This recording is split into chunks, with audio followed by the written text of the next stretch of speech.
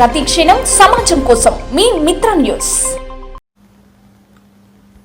SLBC tunnel వద్ద సహాయక బృందాల ఆధ్వర్యంలో రెస్క్యూ ఆపరేషన్ కొనసాగుతున్నట్లు రాష్ట్ర మంత్రి జూపల్లి కృష్ణారావు తెలిపారు.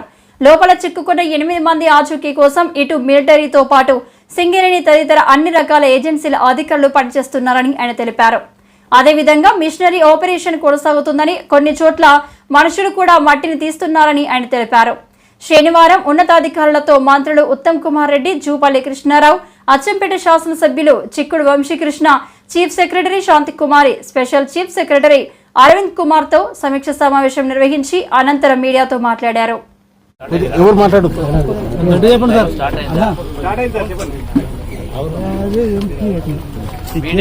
నమస్కారం.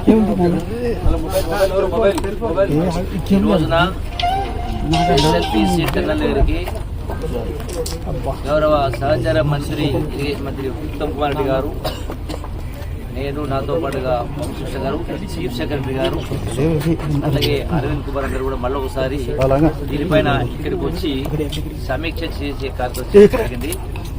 సరే, నిన్న మొన్న పురోగతి అనేది చాలా ఉంది. నాకు తెలిసి బహుశా రేపు రాత్రి వరకే ఒక నలుగురి ఆచూకీ అనేది అయితే రిమోట్ సెన్సింగ్ ద్వారా రావడం ద్వారా లొకేట్ చేయడం జరిగింది. ఫ్రంటేజ్ ఉన్నవాడు. సో ఆ నలుగురికి సంబంధించి రేపు రాత్రి వరకు మనకు పూర్తిగా బయటికి తీయడం జరుగుతుంది. రెండవది, మిగతా నలుగురు ఆ యొక్క టీపీఎం మిషన్ ఫ్రంటేజ్లో ఉన్నారు. సో దానికి సంబంధించి వాళ్ళ అక్కడ 24 అడుగుల మేర బురద మట్టి అట్లాగే ఉన్నది. సో దానికి ఇంకొక రోజు ఎక్కువ సమయం పట్టవచ్చు, కొంత సమయం పడుతుంది. అయితే ఈ యొక్క ఆ టీపీఎం మిషన్ మొత్తం కట్ చేయాల్సి వచ్చింది. అంటే సుమారుగా 450 అడుగుల సుమారుగా నిలువైనటువంటి మొత్తం ఆ మిషన్ టన్నల్ ఎంత సో వాటిని కట్ చేయడం అనేది చాలా వరకు ఆ పాటు కాడికి ఏదైతే కొట్టుకొచ్చిందో ఆ మిషన్ కటింగ్స్ అనేది పెద్ద ఎత్తున పని జరిగింది. సేమ్ టైం ఎక్కడైతే ఆ యొక్క ఆ నలుగురి ఆచూకీ పలానా దగ్గర అంటే ఉన్నట్టుగా గుర్తు జరుగుతుందో అక్కడ సపరేట్గా అక్కడ మాన్యువల్గా మనుషుల ద్వారా కూడా మళ్ళీ తవ్వడం జరుగుతూ ఉంది. కొంత తవ్వడం జరిగింది. అది బహుశా రేపు మధ్యాహ్నం సాయంకాలం వరకు అది పూర్తయితే మనకు ఒక రిజల్ట్ అనేది వస్తుంది. రెండవది, లోపల ఏదుందో దాన్ని చేయాలన్నప్పుడు దానికి పెద్ద ఎత్తున అడ్డంకులు ఉన్నవి. ఎంటైర్ బోరింగ్ మిషన్ అడుగు బాగాన ఉన్నట్టుగా కనపడతా ఉంది మిగతా నరువు సంబంధించి. సో దానికి ఏదైతే రకరకాల ఏజెన్సీలు ఉన్నాయో, ఎన్డీఆర్ఎఫ్ గారు కావచ్చు, సింగరేణి వాళ్ళు కూడా సుమారుగా 150 మంది అక్కడ పనిచేస్తూ ఉన్నారు. సో అంటే వివిధ ఏజెన్సీలకు సంబంధించిన వాళ్ళందరూ కూడా ఇందులో నిమగ్నమై ఉన్నారు. సరే, చాలా మంది చాలా మాట్లాడుతూ ఉంటారు, ఏదో ఆలస్యమైంది అన్నట్టుగా, ప్రభుత్వం నిర్లక్ష్యం అన్నట్టుగా.